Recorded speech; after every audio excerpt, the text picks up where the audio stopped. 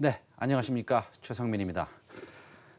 최성민의 빅샷 시작하도록 하겠습니다. 7월 첫 거래일입니다. 과연 상승 추세가 이어질 것이냐, 아니면 코로나 팬데믹 사태가 더 불거질 것이냐. 위기설과 현실이 맞닥뜨리고 있습니다. 오늘도 조현주 연구위원 나오셨습니다. 7월 시장, 전반적 시장 전망 어떻게 보십니까?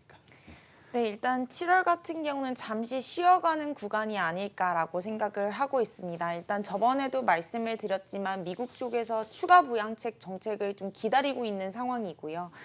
시장에서는 지금 글로벌 경기 선행지수가 턴어라운드 하면서 경기 회복 기대감에 대해서 좀 무게를 두고 있는데, 실질적으로 과거의 경기 선행지수가 턴어라운드 하는 국면에 외국인이 한국 주식시장으로 유입은 되었습니다. 그럼 지금 상황에서 경기 선행지수가 바닥에서 턴어라운드하고 있기 때문에 외국인 수급이 들어올 수 있는 여건은 맞습니다. 그럼에도 불구하고 저희가 좀 쉬어가는 구간이다라고 말씀드리는 이유는, 외국인 수급이 들어온다고 하더라도 그 규모나 그 기간이 그렇게 길지는 않다라고 생각을 하거든요. 그 이유는 전반적으로 실적 개선에 대한 모멘텀이 약하기 때문입니다. 실적 개선 속도도 굉장히 느리고요. 그래서 저희는 지금 상황에서 경기가 회복되는 부분은 맞으나 외국인이 급하게 들어와서 주가를 랠리시켜줄 만큼은 아니다라는 부분에서는 좀 쉬어가는 구간이다, 이렇게 판단하고 있습니다. 오늘도 미국 감염관리국의 파우치 소장이 일단은 코로나 바이러스 감염자가 10만 명이 넘어갈 수 있다, 하루에, 이런 얘기도 좀 했습니다.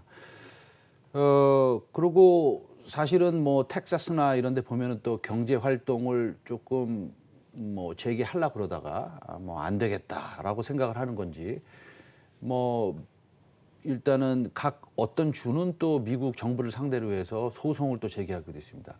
정확히 말씀드리면 이제 그 사이 펍들이, 수술집들이, 그러면 사실은 미국의 그 일반 국민들의 그 뭐 태도, 생활 방식이 사실은 조금 제가 볼 때는 조금 뭐 애매한 것 같습니다. 그렇다고 보면 8월, 9월에 사실은 이런 그 경제 활동을 다시 닫아버리는, 재개를 정지해버리는 이런 뭐 시나리오도 생각해 보신 적이 있습니까?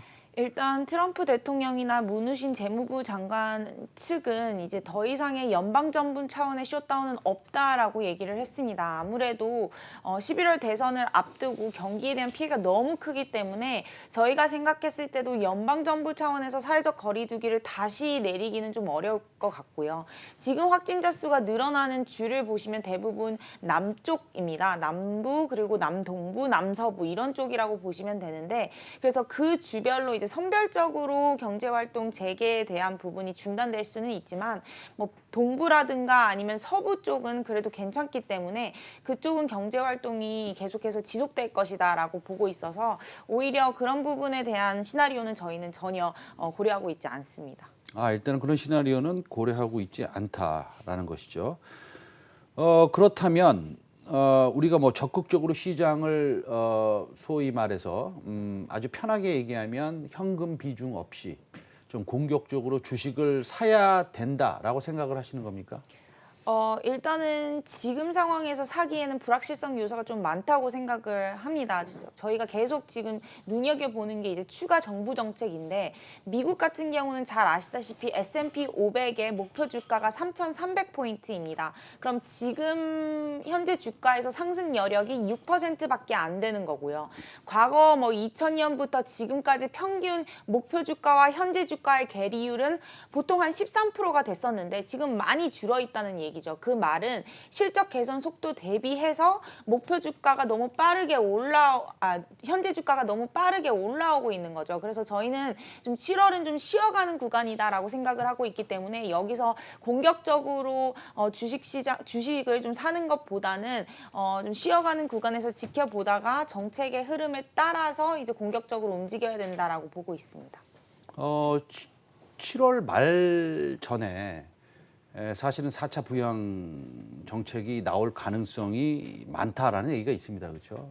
펠로시 하원 의장도 뭐 적극적으로 그걸 추진하는 것 같고요. 그다음에 또 여기서 트럼프 대통령이 반대할 이유도 굳이 없습니다. 그렇죠?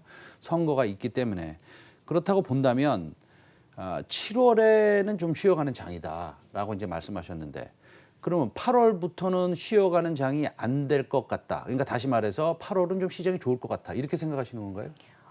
일단은 추가 부양책이 나오는 게 중요한 이슈가 아니고요. 저희는 그 규모를 좀 중요시 여기고 네. 있습니다. 그래서 물론 트럼프도 2조 달러 정도를 얘기하고 펠로시도 3.4조를 얘기하지만 공화당은 계속해서 1조를 얘기하는 이유가 실업수당을 600달러 매주 지급하는 걸 연장을 해버리면 결국에는 실업자들이 오히려 일하는 사람보다 더 많은 돈을 받게 되는 어떻게 보면 moral hazard에 빠질 수가 있는 네. 상황이거든요. 도덕적 이 관계가 좀 네, 잘못되기 네. 때문에 네. 그래서 이제 공화당에서는 추가적인 연장을 안 하려고 하는 거고 부채 이슈도 있어서 경기에 민감한 공화당 입장에서는 공격적으로 추가 부양책을 할 필요는 없다. 경제 상황이 괜찮다. 이렇게 얘기를 하고 있는 상황이기 때문에 저희가 8월 달에는 시장이 뭐 강할 것이다라기보다는 7월 달에 경기를 부양책을 세게 해서 경기 속도나 실적 회복 속도를 더 빠르게 부양시켜 준다면 8월이 강할 수 있는 거고요. 만약 그렇지 못하고 시장이 예상한 것보다 작고 그냥 어느 정도 수준의 지금 경기가 개선되니까 이 정도로 냅두자라고 한다면 사실 추가 모멘텀은 좀 부족한 거죠. 그래서 8, 9월 달의 흐름은 오히려 저희는 공격적으로 부양책이 나오기는 쉽지 않지 않을까 이렇게 보고 있습니다.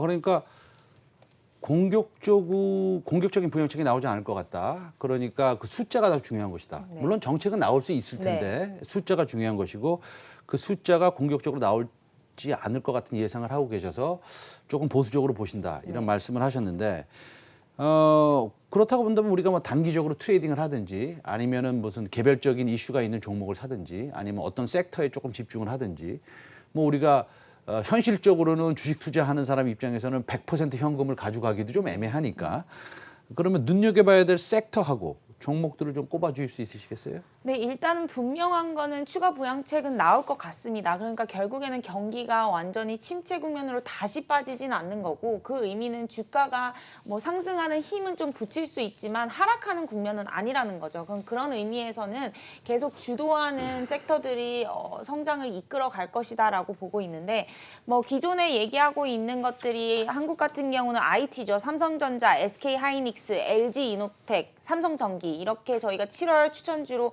계속 얘기를 드리고 있습니다. 그래서 지금은 언택이라는 그런 옷을 입고 있지만 결국에는 앞으로 신성장 동력으로는 이들 IT 섹터다라고 생각을 하고 있고요. 여기에서 추가로 7월에 잠깐 모멘텀을 받을 수 있는 섹터 같은 경우는 한한령 해제에 따른 뭐 화장품이나 엔터주 저희는 좀 긍정적으로 보고 있고 한국판 뉴딜이라고 해서 신재생 에너지라든가 아니면 소프트웨어 그래서 카카오랑 네이버, 하나솔루션, CS윈드 저희는 추천을 드리고 있습니다. 마지막으로 여름철이기도 하고 보복 소비 관련주들이 좀 잠깐 뜰 수 있다라고 생각을 해서 롯데하이마트, GS 리테일 그리고 CJ제일제당을 저희는 좀 추천을 드리고 있습니다. 그래서 전반적으로 중소형주보다는 저희는 대형주 중심으로 추천을 드리고 있고요. 중소형주 같은 경우는 밸류에이션 부담도 있고 외국인 수급이 만약에 재차 들어오게 된다면 대형주 중심으로 주가가 좀 커질 수 있다라고 보고 있습니다. 예, 조금 의외네요. 지금 사실은 지수가 뭐 2100 수준에서 이제 왔다 갔다 하고 있고 그렇다고 본다면 사실은 전체적인 시장의 밸류에이션은 좀 목에 찬 느낌이기도 하고요. 그다음에 정책들이 나오긴 하겠지만 지금 뭐 위원님께서 말씀하셨듯이 그 정책에 나오는 숫자가 조금 뭐 마음에 들지 않게 나올 가능성이 좀 있다라고 한다면 사실은 지수보다는 좀 개별 종목 위주. 예를 들어서 뭐 굳이 제가 하나 예를 들자면 오늘도 WTO의 제소를 지금 진행하고 있고 또 일본은 산업부에서 발표하기를 일본은 우리나라와 뭐 굳이 대화를 할 마음이 없는 것 같다. 이 수출 규제에 관련돼서 그렇다고 본다면 아직도 조금은 중소형주 위주로 가야 되는 것은 아닙니까? 일단 외국인 수급의 특색을 좀 살펴봐야 될 것 같은데 2008년 금융위기랑 2011년 미국 신용등급 강등했을 때를 잘 생각을 해보시면 그때 이제 주가가 많이 밀렸었습니다. 그리고 그때 당시에도 공매도 금지를 해제를 했는데 그 해제 후에 대부분 자금들이 대형주 위주로 순유입을 했었고 중소형주 위주로는 유입이 안 됐습니다. 그 의미는 중소형주가 대형주보다는 베타가 훨씬 크기 때문에 불확실성한 요소가 있을 경우에는 더 많이 떨어지고 불확실성 요소가 해소될 때는 또 더 빨리 상승하는 게 중소형주입니다. 지금 상황에서는 일단은 7월은 좀 변동성이 커질 수 있는 국면이기 때문에 조금 더 베타가 작고 좀 안정적이고 계속해서 성장을 이끌어갈 수 있는 중장기적으로 봤을 때는 좀 긍정적인 섹터, 결국에는 대형주다 이렇게 저희는 판단하고 있습니다. 예, 저기 여기 보니까 지금 그 추천하신 주식 중에서 만약에 한 두 종목 정도, 여러 종목 많이 추천하셨으니까, 추천이 아니라 소개를 하셨으니까, 보면은 원고에는 CS 윈드가 있네요. CS 윈드도 괜찮습니까? 네, 일단 CS 윈드 같은 경우는 신재생 에너지 관련주로 그동안 좀 소외되었었는데 일단은 지금 한국판 뉴딜 정책 그리고 유럽 쪽에서 파리 기후 협약 이산화탄소 배출량 새로운 목표치 그리고 바이든 대통령 당선 가능성 이런 모든 모멘텀이 지금 호재성으로 대기하고 있습니다. 그래서 추가적인 하락 재료보다는 상승 재료가 훨씬 더 많기 때문에 지금 좀 매수하기에는 좀 적절한 타이밍이다라고 보고 있습니다. 지금 마지막 질문입니다. 근데 환율이 지금 조금 우리나라가 강해지는 것 같아요. 뭐 그렇게 보면 이제 미국이 약해진다는 얘기인데, 그거는 이제 하우스마다 좀 틀립니다. 증권회사별로. 그저께는 뭐 미래에셋에서는 1,250원을 좀 본다 이렇게 생각했는데 저는 그 방송을 이제 같이 진행하면서 속으로 1,250원이 아니라 1,150원 아니야? 뭐 이렇게 저는 혼자 생각을 해봤습니다. 그 위원님께서는 어떻게 생각하세요? 하우스 뷰하고 위원님의 저 개인적인 생각은 어떠십니까? 네, 일단 저희 하우스 뷰 같은 경우에는 이제 달러의 약세가 지속되기는 좀 어렵다라고 보고 있습니다. 최근에 달러가 좀 약세를 보였던 이유는 유로화 강세이고 유로화 강세의 이유는 지금 유로존에서 펼치고 있는 부양 정책, 경기 부양 정책에 대한 기대감인데 저희는 유로존 경기가 중국이나 미국 대비해서는 좀 더딘 속도로 회복될 것이다라고 보고 있기 때문에 달러와 약세가 추가적으로 좀 더 가기는 어렵다라고 보고 있고 원달러 환율의 변동성이 커진 건 사실입니다. 5월 달에는 한 5원 기준으로 왔다 갔다 했다면 6월 달에는 7원 기준으로 왔다 갔다 했거든요. 그만큼 한국 외환 시장이 굉장히 대외 변수에 예민하다라고 볼 수가 있을 것 같습니다. 저희가 생각하기에는 이제 1,200원 중심으로 좀 약보합 흐름을 좀 예상을 하고 있고요. 저희도 뭐 1,100원대보다는 원화 약세, 그러니까 달러가 다시 약세보다는 좀 강세 흐름 나타낼 수 있다. 그 이유는 이제 경기의 저점 확인을 했으나 수출 경기가 좀 낙폭을 축소하고 있고요. 한국 같은 경우는.